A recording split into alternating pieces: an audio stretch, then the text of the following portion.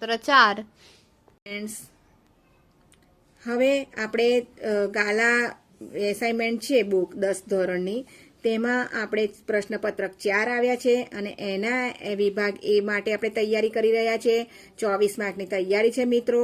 આમાં ધ્યાનથી તમે આ 24 વિકલ્પો કરશો તો મને આશા છે કે તમે 20 માર્ક 24માંથી 20 માર્ક તો લઈ આવશો જ. તો મિત્રો, આ તમે NH4Cl ના જ્વલીય દ્રાવણની pH કેટલી હશે? તો pH લેસ ધેન 7. ખોરાક સંરક્ષક તરીકે કયો પદાર્થ ઉપયોગી છે? CH3COOH. પ્રોટીનનું પાચન થઈ કયા સરળ પદાર્થમાં રૂપાંતરણ થાય છે? Amino acid. આપણા જઠરમાં પ્રોટીનનું પાચન થઈ જાય છે અને કયો સરળ પદાર્થ બને છે? Amino acid. એક વિદ્યુત હીટર 220 વોલ્ટના પ્રાપ્તિસ્થાન સાથે જોડવામાં આવે છે. તો કે વોલ્ટ પાવર વાપરીએ છીએ, 1.1 કે વોલ્ટ પાવર વાપરીએ છીએ, તો કે તેમાંથી પસાર થતો વિદ્યુત પ્રવાહ કેટલો હોઈ શકે? તો ડી આવશે, ઓપ્શન 5A હોઈ શકશે. શાના વડે રચાતા પ્રતિબિંબ હંમેશા આભાસી હોય?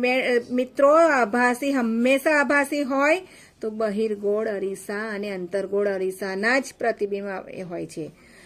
તારાઓનું રચાતા પ્રતિબિંબ હંમેશા આભાસી હોય છે.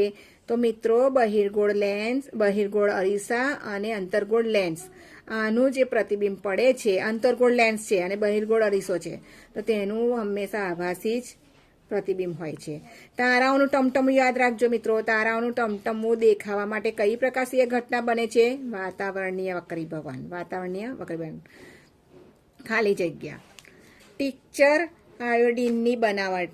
મિત્રો યાદ રાખજો, ટિંકચર આયોડીન ઇથેનોલ ઉપયોગી છે.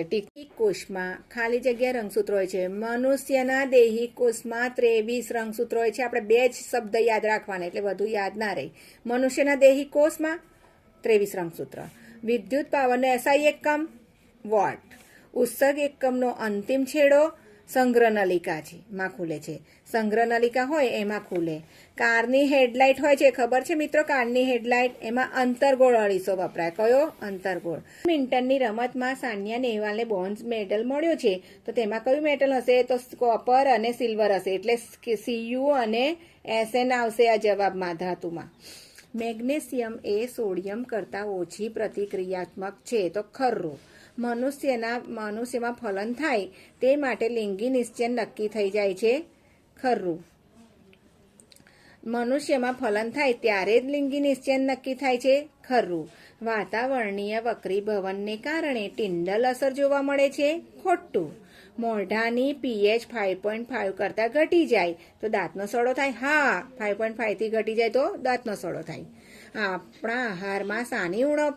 જુઓ મિત્રો, ગળામાં જે થાય છે ને ગાંઠ, તેને ગોઈટર કહે છે, તો આયોડીનની ઉણપથી જ થાય છે, તેથી આયોડીન આવશે. વટાણાના ઊંચા ટીટી અને નીચા ટીટી છોડ વચ્ચે સંકરણ કરાવતા ઊંચા મળ્યા છે છોડ, કારણ કે ઊંચાપણું કયું લક્ષણ છે? માત્ર એક જ પિતૃનું લક્ષણ છે. કયું લક્ષણ આવશે? માત્ર એક જ પિતૃનું લક્ષણ છે. 20. બંધ બેસતી જોડ ના હોય તે શોધીને લખો. તો અહીંયા છે ઓપ્શન સી આવશે. માનવ આંખના સૌથી આગળના ભાગના નામ આપો. માનવ આંખ છે ને મિત્રો, તેમાં સૌથી આગળનો ભાગ છે પારદર્શક પટલ કહેવાય. સૌથી આગળનો ભાગ પારદર્શક પટલ. આપણે આગળ શીખી ગયા એમ લંબમજ્જા આવે તો તમારે લાળ રસ સ્ત્રાવનું જ નિયંત્રણ લખવાનું છે, એટલે લંબમજ્જા, લાળ રસ. અનુમસ્તિષ્ક શરીરનું સમતોલન. અનુમસ્તિષ્ક શરીરનું સમતોલન આવશે, તેથી અહીંયા સી આવશે અને અહીંયા એ આવશે. ઓઝોન સ્તરની અગત્ય. ઓઝોન સ્તરની અગત્ય શું છે? યુવી કિરણોનું શોષણ કરે છે. ઓઝોન સ્તરનું વિઘટન CFCS કરે છે. મિત્રો, આ વિડીયો જોવા બદલ તમારો આભાર અને આવતી આ તમારી બોર્ડની પરીક્ષા માટે તમને ખૂબ શુભેચ્છા. Best of luck.